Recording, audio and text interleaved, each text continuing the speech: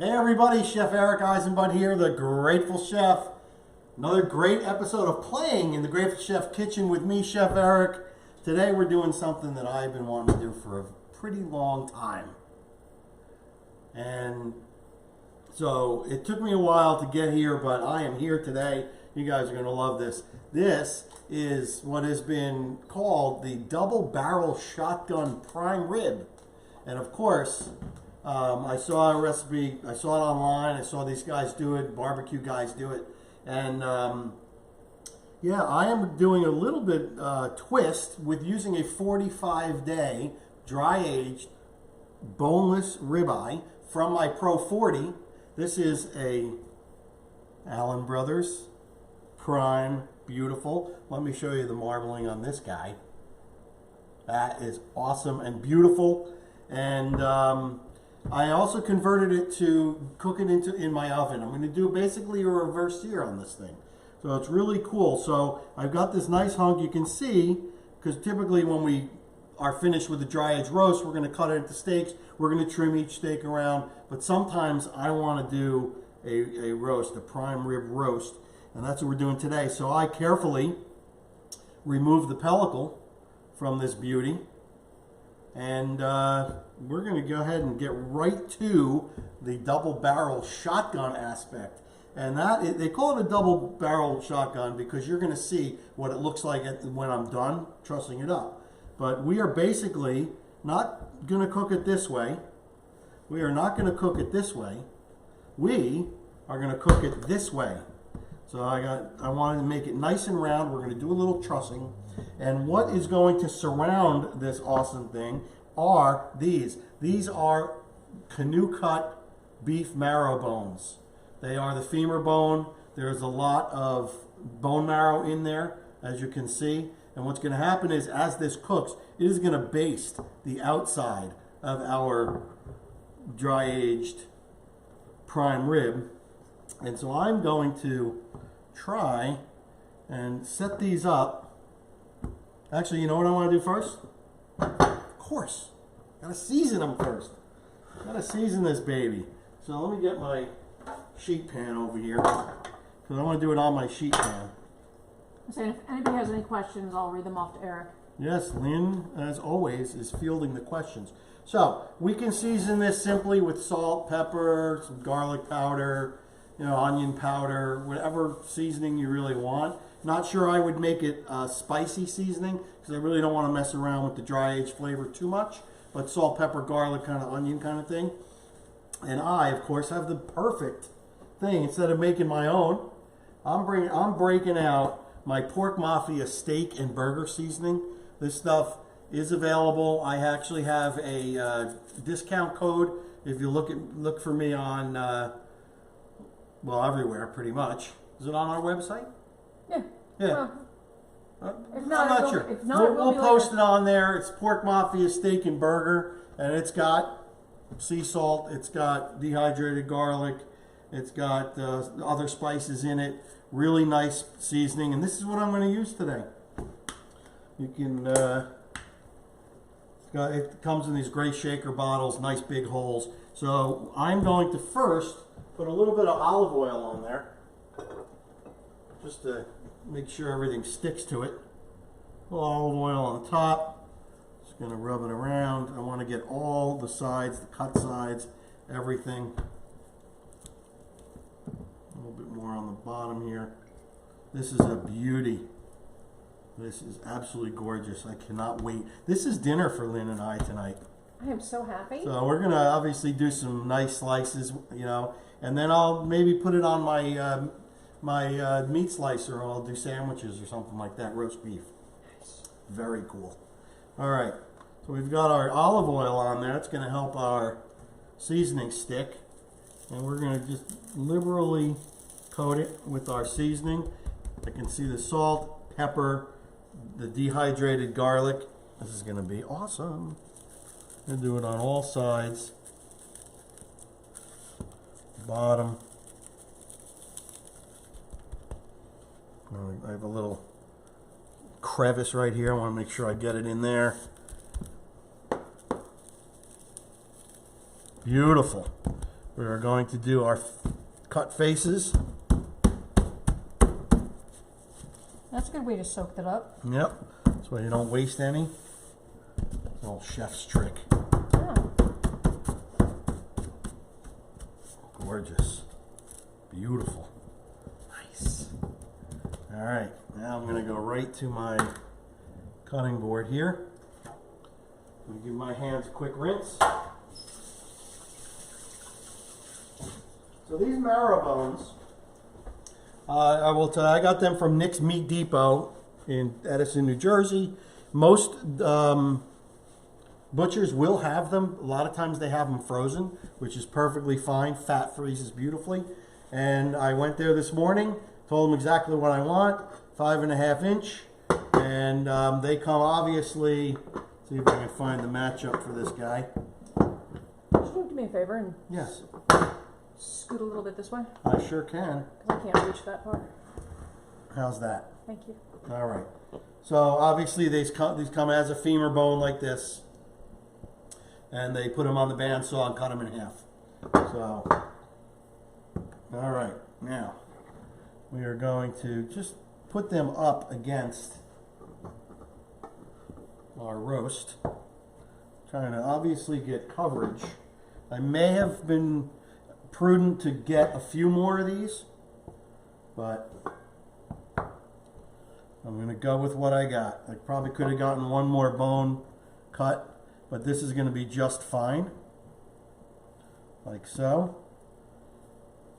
And so we're going to tie these on. What I want to do is, a lot of you old timers will remember when I used to use these elastic, they call them chicken ties. You can get them on Amazon, and it's a way to truss. So I'm just going to use one right now to hold our bones in place. Something you probably could have gotten another bone split in two. Yeah, I probably could have gotten another bone, but you know what? It's not that serious. I'm not going to worry about it. Nope. No. What, me worry? All right, so I've got my trusty twine out here, and I'm going to want to tie it pretty tight. Actually, how about if I go this way so you guys can see? When I tie, I'm going to do 3 ties. Now, one thing, it's whenever you're using twine to truss, it's a little butcher's trick. Instead of just tying it like you would your shoe, like that, go do another one, or maybe even 2 more. Because what's going to happen is, when you pull it tight, I'll make sure I'm even here, that's going to help the twine stay put. So I'm going to need another one because this is a little bit of an awkward shape. Maybe if I do it so it's resting right on a bone. And I really want to squeeze it. I want to get that eye nice and round like that, instead of square. That's where I could have used another bone or 2, but that's quite all right. Now, I'm going to try and get this as tight as possible. What you can also do is, if you make that second tie like that and cinch down,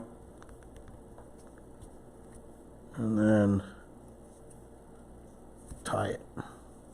And if this one isn't tight enough, we'll work on it and we'll get until it's to where I want it to be. Alright, let's do that again. Slide this down. What I want to do is I want to actually take this off now, and I don't need it. And I'm going to go lower this time. So was the stretchy one just too loose?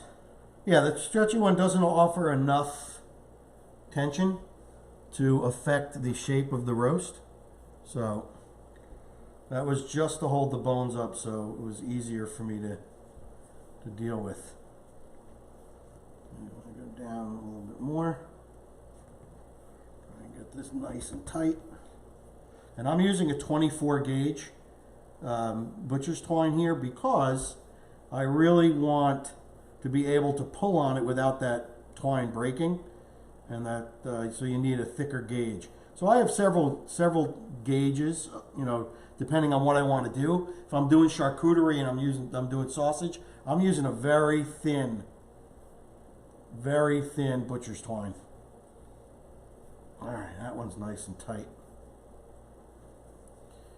Knot it up like that, and a little cut. And we're gonna go with the third one. Maybe what I'll do is I'll slide this down, because that will tighten it, and see if it'll tighten it enough. I don't think it'll tighten it enough, so I'm going to actually get rid of it, and I'm going to do another one. Let's do this, the middle one here. And you got Salvador Dominic. He said, "Yes, food sensei." Hey, Salvador. This is what he loves. Nice. And Rob Morrison, he said, "I've been seasoning the sides of my proteins wrong all this time." I love that. Hopefully what I do inspires and teaches. So yeah, now that's nice and tight. Much better. All right. So I want to thank guys. I put out a post about, YouTube came out with a new rule as far as live streaming, and they're only allowing live streaming onto YouTube for people that have 1,000 subscribers. So I put a call to arms, and people are responding, and I'm very appreciative of that. So if you do see that post, go subscribe to my YouTube channel. This way I can stream directly to YouTube instead of having to spend the time that it takes to upload videos and to YouTube and all that stuff. So I appreciate it just for the time savings. All right, we're going for a third one here.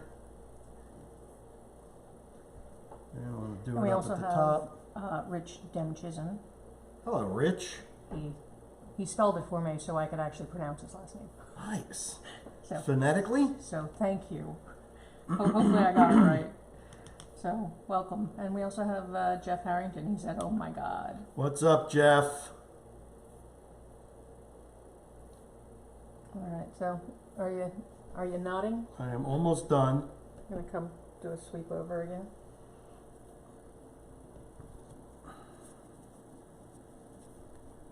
Nice. All right. Cut these off. So basically what I'm doing is I'm going to do a reverse sear of this.